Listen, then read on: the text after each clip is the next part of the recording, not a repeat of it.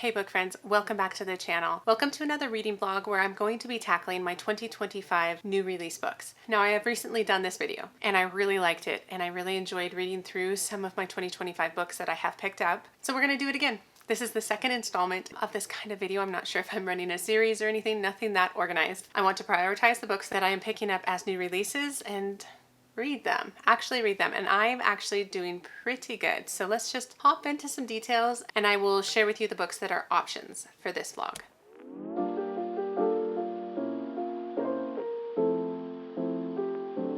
So hi, my name is Angie. Welcome to the channel. Welcome back. All the things. Like I said, we're going to be reading 2025 new releases. Why I think I really liked this video, the previous one I did, is because it's a bit of a mood reading vlog. Yes, there's a theme. I'm going to be reading 2025 new releases. So I have purchased 29 new release books this year, and I have read 19 of them. So that's actually really good in my opinion. That's like a third, right? No, 2/3. That's like 2/3 of the books I have read. I have 10 left, which I have here in a stack right next to me that I can pick from. And hopefully in this vlog I can get 3 of them read. That's my hopes. I do have 2 more books that I have pre-ordered that will come the next couple months. I have this book and this book, and I'm so excited for both of those. So that will increase my numbers a bit. It's not like I'm aiming to be at 0 by the end of 2025. I just want to have read a decent chunk of them. So let me give you the options really quick. But I have Glorious Rivals by Jennifer Lynn Barnes. I have The Curse of Gods, which is the 3rd book in the Curse of Saints series by Kate Dramas. I have this one, Accomplice to the Villain by Hannah Nicole Mayer. This is the 3rd book in the Assistant to the Villain series, which I just finished, book 2, and I really liked it. I have this book. Oh my gosh, this has been on so many TBRs. So this is The Two Lies of Faven Scythe by Megan E. O'Keefe. I have The Raven Scholar by Antonia Hodgson. I have Rose in Chains by Julie Soto. I have The Ashfire King, another one that has been on lots of TBRs, and this is by Chelsea Abdullah. It's the 2nd book in the Stardust Thief, the CNC trilogy. I have this one, which was a book of the month, and it's Promise Me Sunshine by Cara Bastone. This book, which is Silver Cloak by L.K. Stevens. That one's going to be hard to resist. And then I have Wild Dark Shores by Charlotte McConaughey, and I really want to pick this one up too because it's kind of got climate fiction, very atmospheric, very fall books. So I have these 10 books. What am I gonna pick? I honestly don't know, but I'm really excited for all of these, and that's a good sign. So let's just get into the first clip so we can, both of us, see what book I'm going to be picking. You guys, I picked my first book for the vlog based on what I really wanted to read most, and that was this book. It's actually the one I picked up the most recently, and it's called Silver Cloak by L.K. Stevens. This is Laura Stevens' first adult novel. So I read Our Infinite Fates in the last new release vlog. This is another book by her, but it's definitely grittier. It's definitely more adult. Now, what this book is about our main character of Sassafras. Sassafras witnessed her parents being brutally murdered by the Blood Moons, which are kind of a gang in this world. Now, this world is full of magic. It kind of reminds me a little bit of like Harry Potter, only in the sense that there's like wands and incantations and spells. There's more going on, but our main character is definitely on this like revenge plot line where she is out to get the Blood Moons, and she thinks that the best way to do that is to train in this academy, which is where she is at the beginning of this book, the Silver Cloak Academy. The Silver Cloaks are this like detective group, so this has a little bit of a mystery element to it. So these are the detective magic people.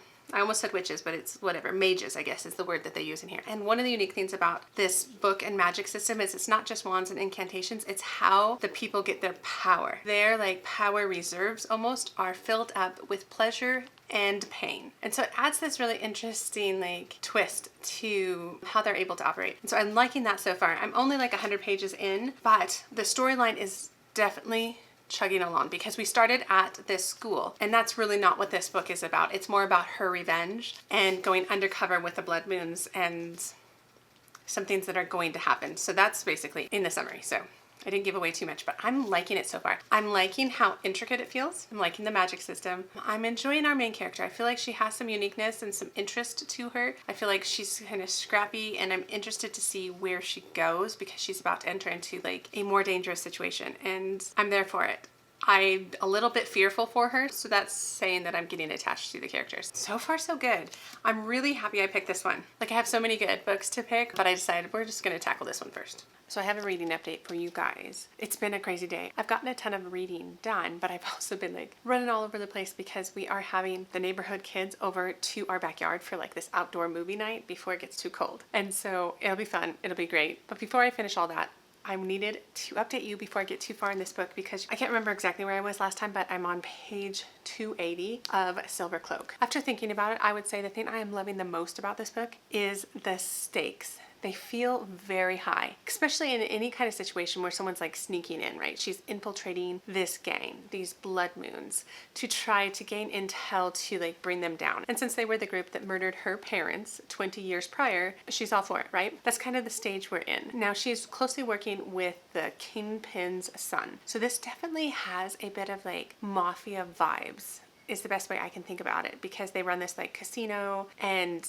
people get indebted to them and they're very, very brutal, this group. But yet the son is not. The son is mysterious. Okay, so I feel like his character is probably where I'm intrigued, but I'm unsure. Like, he doesn't quite make sense to me. He feels a bit sheltered, but also he feels very like violent and brutal and kind of has to like tamp down all his emotions to do these terrible things for his father, right? And then I also have questions about like his relationship with his father. But then you have our main character of Sassafras, who is undercover trying to get all this information, but yet she is forming this like friendship relationship with this guy named Levin. And I'm liking it. I'm not quite sure on their chemistry yet. Now, the good thing is not much has happened along those lines yet, and I'm like 2/3 of the way through the book. I think this is supposed to be a series. The author has spent a lot of time on developing the world, and it's not just like one area, but there's multiple areas. There's lots of lore. There's like a potential dragons. There's potential people who used to mess with time, and now there's all these regulations, and there's all this lore and myth and even religion. And so she's definitely laying a really good foundation. And I'm liking our characters enough that I care. Like, if our main character is doing something that is very sneaky and high suspense, I care if she gets caught. I care if he finds out that she's been tricking her. So that's a good sign for me, even if I'm not quite sure if I understand his motivations or if he makes as much sense as I feel like he should at this point, but I think I need more. I need more information. I need it to go a little bit further, and so I had to update you guys because I just want to finish reading it. Probably not today, like I said. I have a lot to do, but soon. I finished the last 150 pages or something like that. This book is so interesting in the sense that I love some aspects of it like so much. Like, I really enjoy Laura Stevens' writing style. I think she can write a really good book. I definitely felt the world. I loved the magic. I thought the pleasure versus pain magic system was really interesting, and it kind of put our characters into interesting situations where they would be like low on magic sort of idea. Now, did it over sexualize the magic? Just a bit, but not to a point that it was off-putting to me, but it could be to somebody. So that's one thing that I feel like I should mention. But there were some things that I'm a little unsure of, and I'm hoping get fleshed out further in the series. I'm still not sure about our main male character. Like, I like him.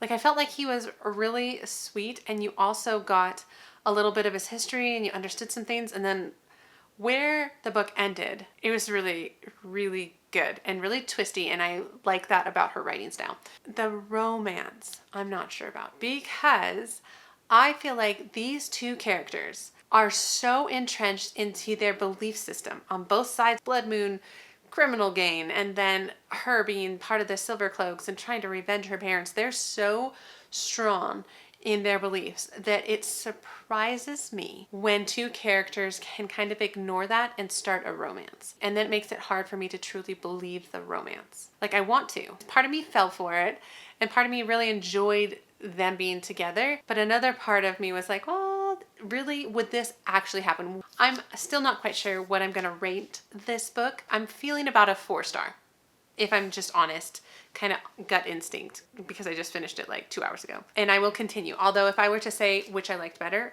Our Infinite Fates I liked better than Silver Cloak, but I still enjoyed Silver Cloak. So that's the first book done for this vlog.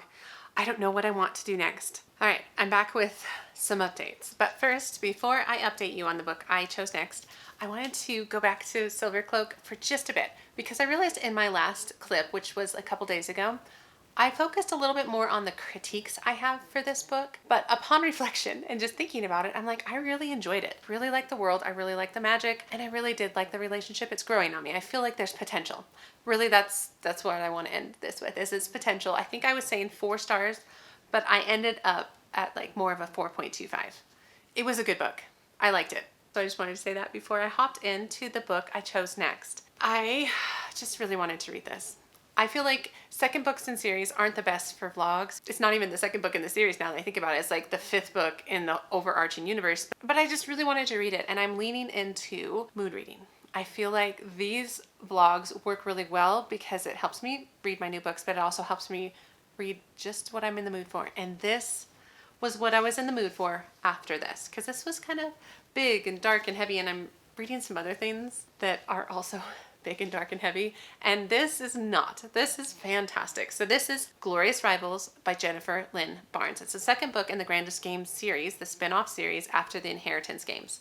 Now it does still include our main characters from that first series, Avery and the Hawthorne brothers, but we have introduced a whole lot of new characters to this book and a new plot. Now, initial thoughts. I would say that I'm enjoying it. I'm about 145 pages, so a decent chunk of the way through the book. It's picking up where the first book left off. It's taken a slightly different angle, which I'm liking, and I can't be too specific because I don't want to give anything away from the first book, The Grandest Game, because that one is very fun, where this group of people are thrown together to solve a bunch of puzzles and mysteries, and they had to kind of escape from something. It picks up right where it left off. Now, I am still liking the puzzles and games and things like that, but I wish there was a little bit more depth. The things behind the scenes are there. It's just not as good, in my opinion, as the first trilogy. I needed to know what was happening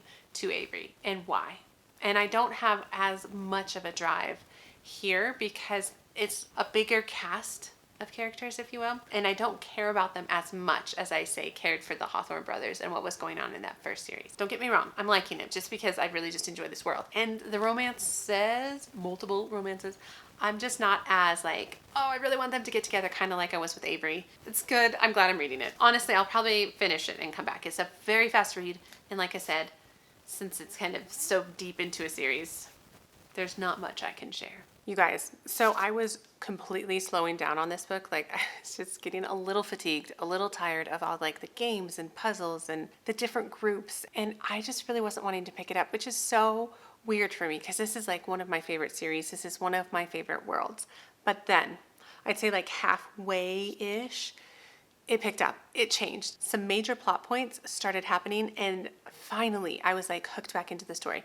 I felt like what it was for me was probably this idea that this is a second book in a trilogy, and we had been getting like a lot of like bits of information, people here, snippets there, like wondering what was happening with that, wondering what was happening with this. Like we got a lot of that, and then it started to coalesce a little bit finally about halfway through this book, and I'm seeing the overarching plot of the trilogy come into focus, because before it wasn't doing that, and it was driving me a little bit nuts. Like I'm like, I can't just do a whole nother book where it's just like this Grandest Game. There has to be more. And I feel like that happened with the Inheritance game series as well, where the world expanded in really interesting ways. And it's doing that here too. I'd say it's not probably as good because I'm very partial to that initial trilogy, but it's finally doing some things and bringing in our whole cast of characters, like characters from the first book, which were present, but not very present yet. We're getting more of them, not as much as I would like, honestly, but the book became a little bit more what I wanted.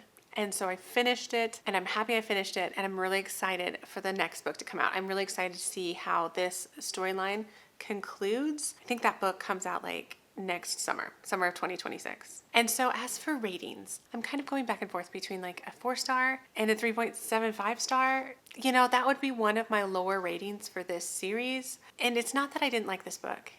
And a 3.75 is still a really good rating. It's just, for me, a lot of the original trilogy were like 5 stars. So I think honestly it's probably a 3.75 rounded up to a 4. I think I will do one more book in this vlog. I want to get one more book off of my list, but I'll pick it maybe tomorrow to see what I'm in the mood for. All right, I have picked my final book for this vlog because I finally got the audiobook. I've been waiting for this audiobook pretty much since I put it in the hold, which was this summer when I picked up this book. So I'm gonna read The Raven Scholar. This is very much a fantasy book. I don't think there's any romance, or it's very, very subplot romance. And I've started it, but let me give you a quick synopsis before I give you my initial impressions. So this book is about a world where there's this emperor who's in charge of everybody, but then there's these different palaces that are named for animals, like the monkey palace, the fox palace, the ox, the dragon, things like that. And every 24 years, the emperor has to be kind of chosen anew, and it's done through trials, and every palace puts forth a contender. But it sounds like one of them is going to be murdered, and our main character of Nima Kra, who is the high scholar of the current emperor, is tasked with solving our mystery. But it sounds like it's more complicated than that. So that's the general premise. Now, I'm 145 pages in, 145 pages. I've made it through part 1 and part 2.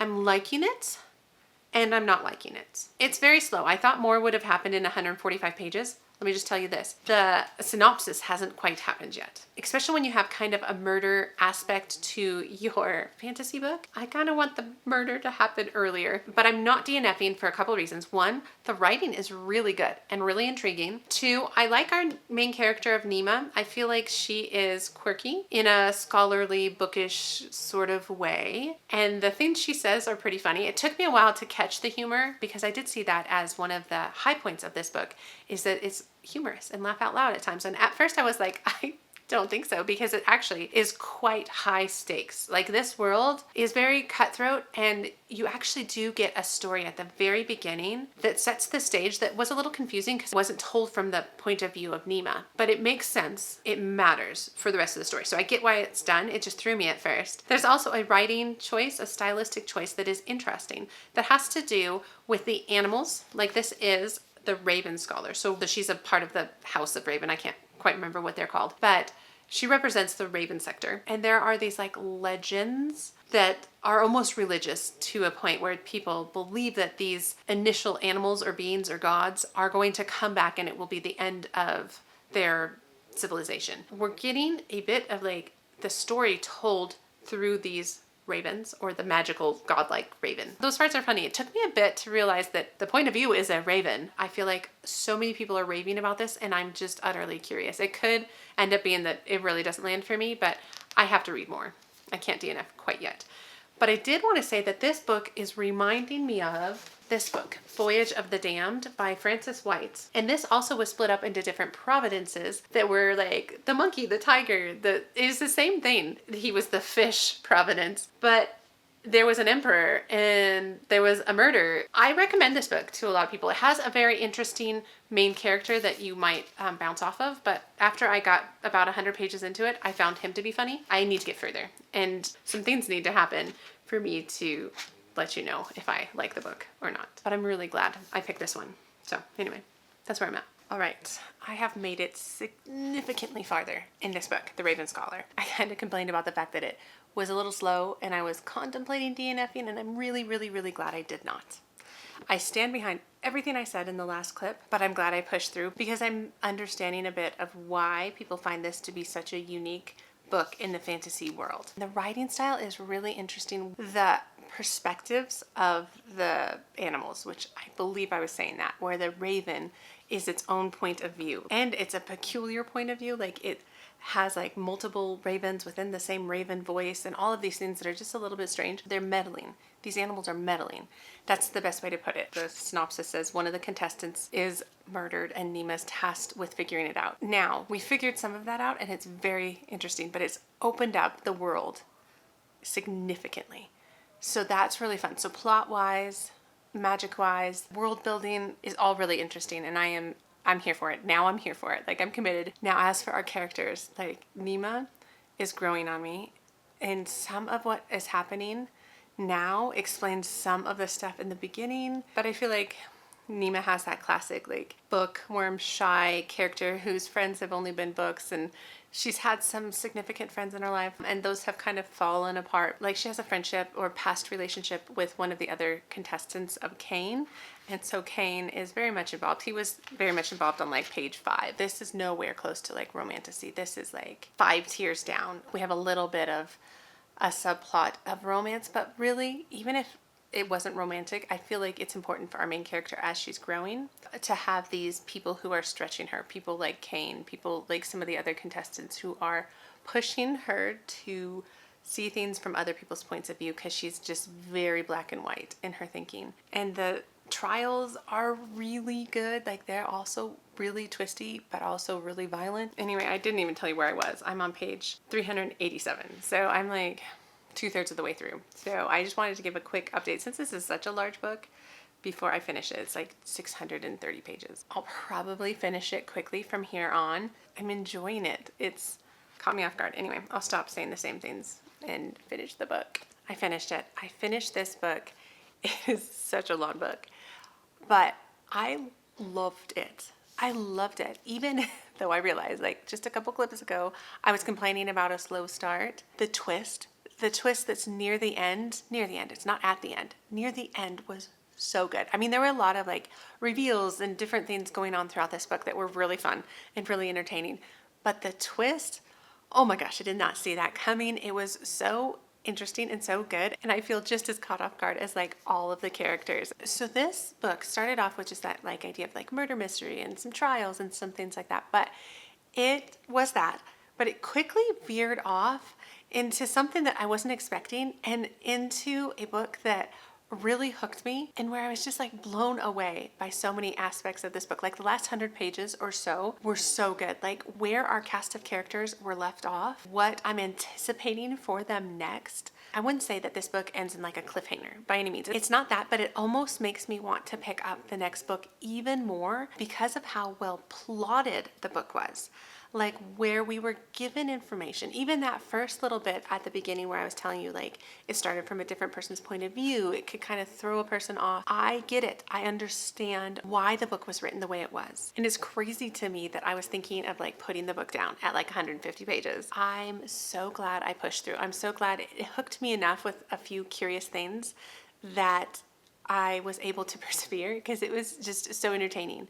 And I even really liked that like subplot of romance, which I think I was telling you guys about, that there's just this romance plot, but it is sweet. It allows our main character of Nima to kind of step out of her like obligation roles and how you view her as a character, and maybe even how she views herself in this kind of lifelong romance. Like, this isn't something that develops in this book, and maybe that's why it works in this kind of a story, because we're not focused on like this couple getting together, first love sort of stuff. It's not that. It's more of like the depth of love these characters have for each other, even though they've hurt each other in various ways, and watching them fix it and come back together and complications, right? All the things. I think it just brought a really unique and beautiful perspective to our main character, just to have that be a subplot. I mean, I loved the world. I loved the magic. Both of those were really interesting and really well written, but I really do stand behind the fact that what stands out for this book for me is the plot, is how the story was told. I'm just really impressed, and I get why it's popular. I get why people are saying it's like refreshing and unique. It is, and I'm really excited for what comes next in this series. And I think this might be a debut. I could be wrong, but I think it is her debut novel, which in that case, it's outstanding. It's a very impressive first novel. So as for ratings, what do I think I'm going to give this? I think I will end up on probably a 4.5 star, maybe just a 5 star. Like, I'm just really impressed by the book. I think I want to give it a 4.5 because of the beginning, but then I kind of understand. I'm not sure. I think I may need to sit on that just a little bit more, since I just literally finished this last night. But really, the whole vlog was a success. I brought the books. I read Silver Cloak by L.K. Stevens, 4.25. I really enjoyed it. Yes, I had some complaints, but I think there's lots and lots of potential. I love that. I gave it, this is my lowest rating, but Glorious Rivals by Jennifer Lynn Barnes, I think I am going to land on a 3.75. But I still really enjoyed it. I'm still going to pick up the next book. And then this one, 4.5, 5 stars. amazing. Like, I realize all of these are series books, which is very much what I enjoy. And so this was fun. I'm glad I'm prioritizing my 2025 new releases. I only have a handful left. I'm not going to be super worried about getting to them by the end of the year, but I'm glad I got to a few more.